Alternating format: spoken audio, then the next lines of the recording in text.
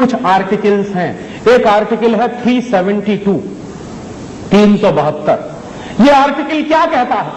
372 number का जो article है हमारे संविधान में, वो ये कहता है कि भारत में आजादी आने के बाद, संविधान लागू होने के बाद भी कानून वही चलेंगे जो अंग्रेजों ने चलाए थे।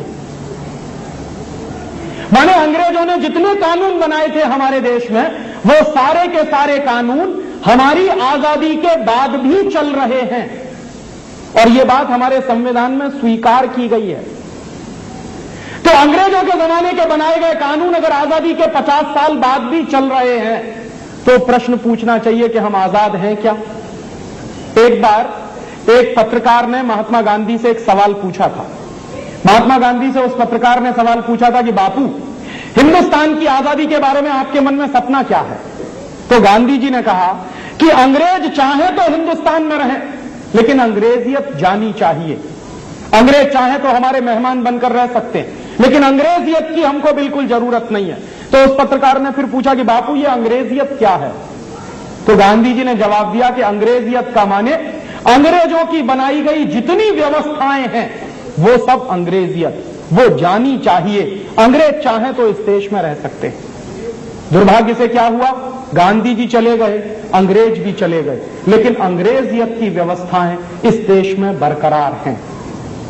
आपको मालूम है, आपको जानकर बहुत दुख होगा कि अंग्रेजों के बनाए हुए 3735 कानून इस देश में आज भी चल रहे हैं। एक दो नहीं, 3735।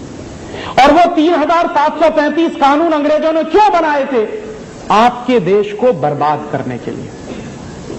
अंग्रेजों की काम करने की एक पद्धति थी। अंग्रेजों की काम करने की क्या पद्धति थी? कि वो देश को बर्बाद करने के लिए नीतियां बनाते थे और उन नीतियों के आधार पर कानून बनाते थे, और फिर वो सारी दुनिया में कहा करते थे कि हम तो कानून का पालन कर रहे हैं, अब उस कानून के पालन में हिंदुस्तान बर्बाद होता है तो हो जाए। जैसे मैं आपको उदाहरण दूं कि कभी ऐसा कोई कानून बना दिया जाए कि जेब काटना कानून बन जाए, तो जेब काटी जाए लोगों की, क्योंकि कानून है। और कानून से जब आपकी जेब काटना शुरू कर दिया जाए, तो कोई कहेगा कि मेरी तो जेब कट रही है, लेकिन लोग कहेंगे कि ये तो कानून है। तो जिन लोगों ने जेब काटने का कानून बनाया है, वो कहेंगे कि हम तो कानून का पालन कर रहे हैं, अब उसने आपकी जेब कटे तो हमसे क्या लेना देना। और मैं उसके लिए आपको एक सॉलिड एग्जांपल देता हूं। हिंदुस्तान के लोगों की जेब काटने के लिए अंग्रेजों ने एक कानून बनाया था। उस कानून का नाम है इनकम टैक्स एक्ट। ऐसा ही एक कानून अंग्रेजों ने बनाया था हिंदुस्तानी लोगों की जेब काटने के लिए, उसका नाम है सेंट्रल एक्साइज एक्ट। ऐसा ही एक तीसरा कानून बनाया था अंग्रेजों ने हिंदुस्तानी लोगों की जेब काटने के लिए, उसका नाम है टोल टैक्स। और ऐसे ही एक कानून बना दिया था हिंदुस्तान में अंग्रेजों ने लोगों की जेब काटने के लिए, उसका नाम है ऑक्ट्रॉय टैक्स। और ऐसा ही एक कानून और बना दिया था हिंदुस्तानी लोगों को बर्बाद करने के लिए, उसका नाम है सेल्स टैक्स। आपको मालूम है, ये टैक्सेशन के जितने कानून चलते हैं हिंदुस्तान में, ये सब अंग्रेजों के बनाए हुए हैं। और अंग्रेजों ने हिंदुस्तान में टैक्स लगाया क्यों? अंग्रेजों ने हिंदुस्तान में टैक्स इसलिए लगाया, अंग्रेजों की एक नीति थी। वो नीति क्या थी?